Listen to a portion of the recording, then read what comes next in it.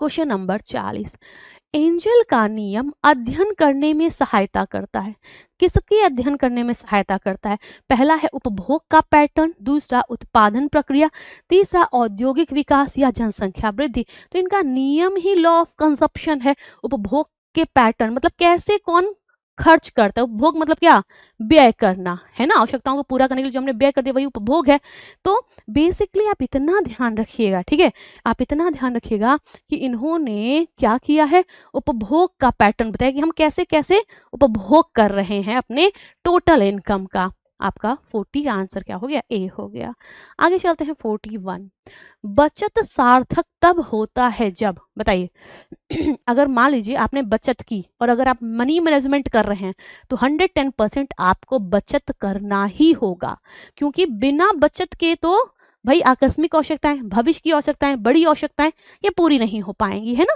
तो कोई भी मैनेजमेंट अगर हो रहा है मनी रिलेटेड, कैसा भी, डोमेस्टिक हो रहा है, फाइनेंशियल हो रहा है, इकोनॉमिकल हो रहा है, कैसा भी हो रहा है, इंडस्ट्रियल हो रहा है, तो उसमें सेविंग नेसेसरी होती है, ठीक। तो कहा गया बचत सार्थक तब होती है जब निष्क्रिय रखी जाती है, छिपाई जाए, ठीक है, या तुरंत खर्च कर दी जाए, या बुद्धिमानी से निवेश किया जाए। भाई मान लीजिए मेरे पास 10 रुपया बचा, तो उस 10 रुपये को मैं ऐसी जगह अपने पास रखूं, कोई फायदा नहीं है ना। ओके, पर्स में बटुए में डाल दूं, जो आपका 2021 में क्वेश्चन था, कोई फायदा नहीं, बढ़ेगा ही नहीं, वो 10 रुपये 10 ही रुपये रह जाएगा। लेकिन अगर मैं उस 10 रुपये को क्या कर दूं, किसी चीज में लगा दूं, ठीक है, तो फिर वो पैसा हमें और फायदा देगा। हमने लगाया 10 रुपये लेकिन फायदा हमें 12 रुपये का हुआ, यानी 2 रुपया हमें और बढ़ गया हमारा 10 रुपये से, ठीक है। और वो क्या कहलाता है, निवेश। पैसे को और पैसे के लिए यूज करना ही क्या है, निवेश है, इन्वेस्टमेंट है। कल भी हम पढ़ रहे थे। 41 का आंसर क्या हो गया, डी हो गया, ठीक है। आगे चलिए घरेलू निवेश निर्णयों को प्रभावित करने वाला कारक है। बताइए, आपसे कहा जा रहा है घरेलू निवेश यानी household investment decisions are influenced by, पहला पारिवारिक लक्ष्य और राय, दूसरा केवल सामाजिक स्थिति, तीसरा पड़ोसी की राय, और फिर आपके पास है अनियमित आदतें।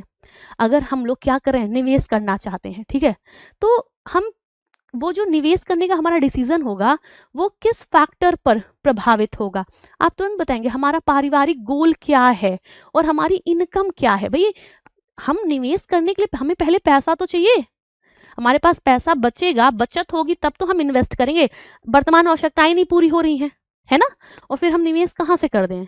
तो आपको आपकी आय और साथ ही साथ आपके परिवार का गोल क्या है, ये दोनों चीजें, ये दोनों फैक्टर ऐसे हैं जो कि आपके निवेश को क्या करेंगे, निवेश के डिसीजन को प्रभावित करेंगे। आंसर क्या हो गया, आंसर हो गया 42 का ए। ओके, आगे देखिए नेक्स्ट 43। कहा जा रहा है निम्न में से कौन सा निवेश का विकल्प नहीं है।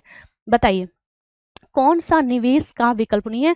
निवेश का मतलब होता है बचत करके उस पैसे को ऐसी जगह यूटिलाइज करना कि वो और बढ़े, ठीक है। पहला है आपका म्यूचुअल फंड ले लीजिए, तो ठीक है, हमने जमा किया था 4 लाख रुपए जमा किए, हमें 5 लाख मिल गया, हमारा पैसा ग्रो ही तो हुआ, है ना। तो ये तो हमारा निवेश है। हमने एफडी कर दी, 5 लाख रुपए हमने जमा किए थे 5 साल के लिए, 5 साल पूरा हुआ तो हमें 5 की जगह 6 लाख मिला, हो गया, ये भी निवेश है। हमने ज्वेलरी खरीद ली, आज के 2 साल पहले जिन लोगों ने ज्वेलरी खरीदी थी, सोना चांदी खरीदा था, और आज जो सोना चांदी का रेट है डबल है, पूरा डबल है ना, 2 गुना हो ही गया। तो ऐसे में क्या है, उन्होंने अपना सोना खरीद लिया, है ना, आप उन्होंने अपना सोने का कॉइन ले लिया, चांदी का कॉइन ले लिया, ठीक। तो सोने में उन्होंने निवेश कर दिया, ठीक है, उसका दाम डे बाई डे बढ़ेगा ही बढ़ेगा। जब पैसे की जरूरत हो, जब बेचें तो आप उसको जितने में खरीदा उससे ज्यादा पैसा आपको मिलेगा। लेकिन अगर ये आपने मनोरंजन व्यय कर दिया तो फिर इसका कुछ पैसा मिलने वाला है, ये निवेश है नहीं, ठीक है। आपका आंसर क्या हो जाएगा, डी हो जाएगा। कौन सा निवेश का विकल्प नहीं है, तो मनोरंजन व्यय, ठीक है, यह निवेश का विकल्प नहीं है। थर्ड आपका 44, निम्न में से कौन सा जोखिम मुक्त निवेश है। बताइए कौन सा जोखिम मुक्त, मतलब जिसमें जोखिम नहीं है। पहला है अचल संपत्ति बना लीजिए, डाकघर बचत, पोस्ट ऑफिस, यानी आप एनएससी ले लीजिए, ठीक है। एनएससी जानते हैं ना, पूछा जाता है नेशनल सेविंग सर्टिफिकेट कौन देता है, 2021 का भी क्वेश्चन ये रहा है। आप बताएंगे पोस्ट ऑफिस, ठीक है, ये जो आपका पोस्ट ऑफिस है यही एनएससी देता है, यही किसान विकास पत्र देता है, ठीक है।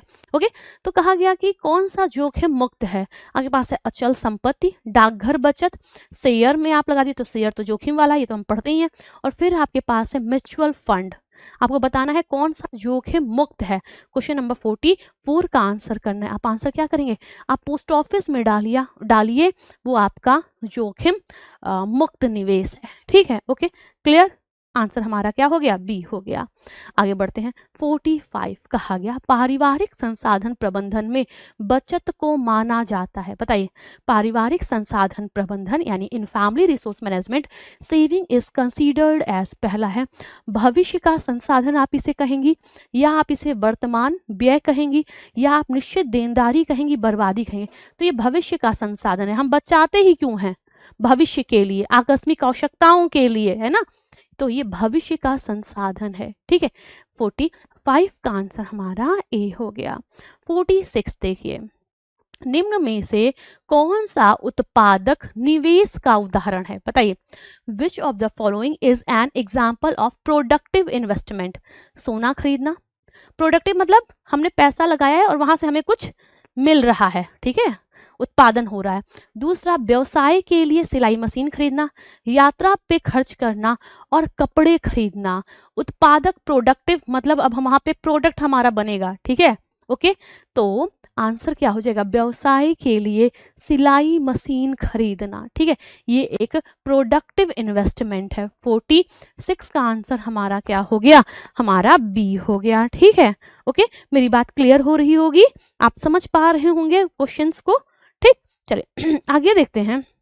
नेक्स्ट क्वेश्चन, क्वेश्चन नंबर 47 कहा क्या जा रहा है, निवेश बचत को किस में बदल देता है। बताइए, अगर आपने बचत किया है, ठीक है, तो वो और बचत का पैसा आपने निवेश कर दिया, मतलब किसी जगह लगा दिया है, तो ये जो निवेश है ये बचत को किस में बदल देता है। इन्वेस्टमेंट कन्वर्ट सेविंग इनटू, आपके पास है संपत्ति में, व्यय में, ऋण में या हानि में।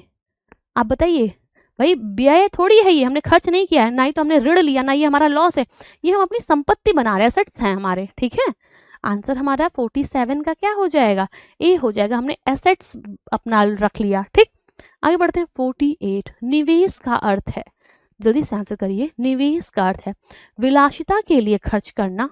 आगे देखिए, बचत का उपयोग आय अर्जित करने में करना, बचत की बर्बादी करना, पैसा जमा करके रखना।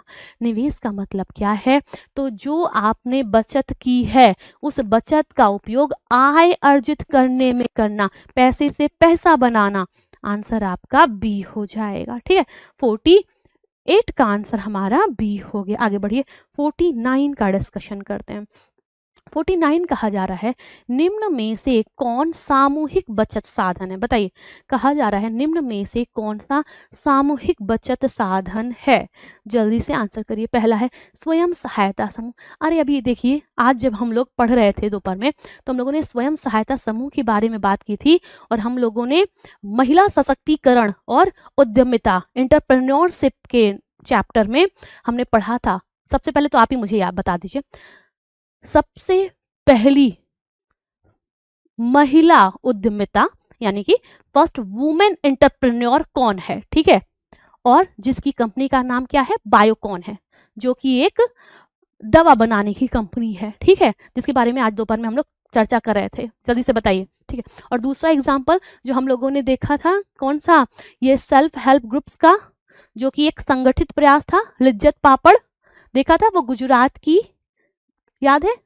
जल्दी से नाम बताइए, क्या नाम था उनका, पोपट था ना, जल्दी से नाम याद दिलाइए जरा।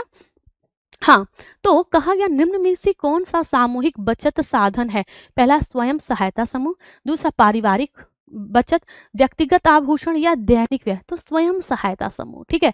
ओके, आपका 49 का आंसर क्या हो गया, 49 का आंसर हो गया ए, ठीक है। ओके, क्लियर होगी मेरी बात। किरण मजुमदार साहब, बहुत बढ़िया, वेरी गुड, बहुत बढ़िया, वेरी गुड, ठीक है। ओके जी जी, बहुत बढ़िया, वेरी गुड। हाँ, ईला भट्ट नहीं है, ईला भट्ट भी है गुजरात की ही, और उनकी सेवा, उनकी यहाँ जो संस्थान है उसका नाम है सेवा, लेकिन अगर सबसे पहली पूछा जाए ना तो सबसे पहली वुमेन एंटरप्रेन्योर किरण मजूमदार शाह हैं। बिल्कुल, बहुत बढ़िया, वेरी गुड। और लिज्जत पापड़, याद है हम लोगों ने आज देखा भी था उनको। लिज्जत की होगी इज्जत, है ना? ओके जी, हाँ, जामनदास बेन पोपट, बहुत बढ़िया। चलिए, ओके, यस। तो आप यहाँ पर देखिए 49 की हमने बात की थी, और निम्न में से कौन सा सामूहिक मतलब जब लोगों, कई लोग मिलके काम कर रहे हैं, आंसर हो जाएगा सेल्फ हेल्प ग्रुप, यानी SHG। ठीक है, आगे देखिए नेक्स्ट क्वेश्चन कहा ये जा रहा है, क्वेश्चन नंबर 50 में। ओके, कहा गया एफडी किसका उदाहरण है? Fix deposit is an example of. आपके पास पहला है नियमित व्यय, दूसरा है आकस्मिक योजनाबद्ध बचत, या फिर अनियोजित साधन। जल्दी से आंसर कर दीजिए, ठीक है? ओके, हाँ, सभी लोग फटाफट से आंसर कर दीजिए। कहा जा रहा है एफडी किसका उदाहरण है? आंसर क्या हो जाएगा? देखिए आपके पास है नियमित व्यय, दूसरा आकस्मिक आय, तीसरा योजनाबद्ध बचत, और फिर है अनियोजित साधन। आंसर आप क्या कर देंगे? आंसर कर देंगे एफडी किसका उदाहरण है? तो जो एफडी है ये एक बचत का तरीका है। हम लोगों ने बचत का कई सारा साधन पढ़ा है, जैसे आपका बैंक हो गया, पोस्ट ऑफिस हो गया, LIC हो गया, है ना? ओके, LIC हो गया, इसके अलावा आपका बॉन्ड हो गया, ये आपका किसान विकास पत्र हो गया, नेशनल सेविंग सर्टिफिकेट्स हो गए। ये सब क्या हैं? ये सब आपके बचत के ही साधन, ये प्रोविडेंट फंड ऑल्सो। ओके, ये सब। और एक क्वेश्चन याद है, वो पिग्मी योजना किस बैंक के द्वारा शुरू की गई थी? आपका PYQ है, बताइए। पिग्मी योजना कौन से बैंक से शुरू की गई थी, जो कि बच्चों और महिलाओं, ग्रामीण महिलाओं के अंदर छोटी बचत की आदत को विकसित करने के लिए शुरू किया गया था? ठीक है, कहा गया एफडी किसका उदाहरण है? तो ये एक योजनाबद्ध बचत है। क्वेश्चन नंबर 50 का आंसर क्या हो गया? हमारा C हो गया। ठीक है, ओके, क्लियर होगी बात? अच्छा,